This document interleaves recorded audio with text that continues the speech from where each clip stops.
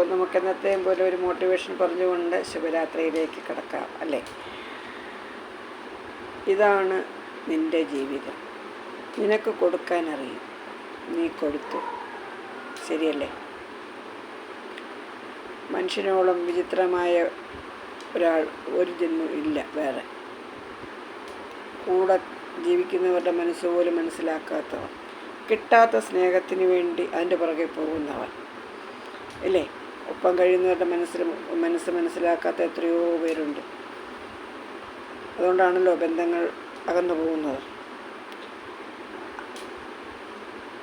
അതുകൊണ്ടാണ് നമ്മൾ പറയുന്നത് മനുഷ്യനോളം വിചിത്രമായ മറ്റൊന്നില്ല. ഉണ്ടോ? നിമിഷ നേരം കൊണ്ട് അവൻ മറന്നു എല്ലാവരെയും. ചെയ്യുന്ന പ്രവൃത്തികൾ, പറയുന്ന വാക്കുകൾ എല്ലാം മറക്കും അല്ലേ.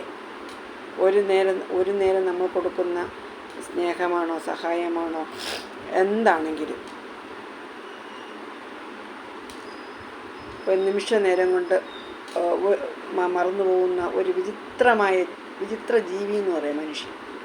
മറ്റു മിണ്ടാപ്രാണികൾക്ക് പോലുമുണ്ട്, മനുഷ്യനതില്ല. എന്താ ശരിയല്ലേ ഞാൻ പറഞ്ഞത്? കൂടെ ജീവിക്കുന്ന ഭാര്യയുടെ മനസ്സ് മനസ്സിലാക്കാത്ത എത്രയോ ഭർത്താക്കന്മാരുണ്ട്. വർഷങ്ങളോളം ഒരുമിച്ച് കഴിഞ്ഞിട്ട് മനസ്സിലാക്കാത്ത എത്രയോ ഭർത്താക്കന്മാരുണ്ട്, ഭാര്യമാരുണ്ട്. പിന്നെ ഇതെല്ലാമാണെങ്കിലും വാങ്ങേണ്ടവർക്ക് നമ്മളെയല്ല ലക്ഷ്യം, വാങ്ങേണ്ട ആളിനെയല്ല ലക്ഷ്യം. അവരുടെ കയ്യിലുള്ള സ്വത്തിനെയും പണത്തിനെയാണ് ആവശ്യം. ശരിയല്ലേ? സ്വത്തും ധനവും ആണ് ആവശ്യം, അല്ലാതെ ഒരു വ്യക്തിയല്ല. അപ്പം മനുഷ്യനോളം വിചിത്രമായിട്ടുള്ള ഒരു ജീവി വേറെ ഇല്ല. ഇല്ലേ? ഞാൻ പറയുന്നത് ശരിയല്ലേ?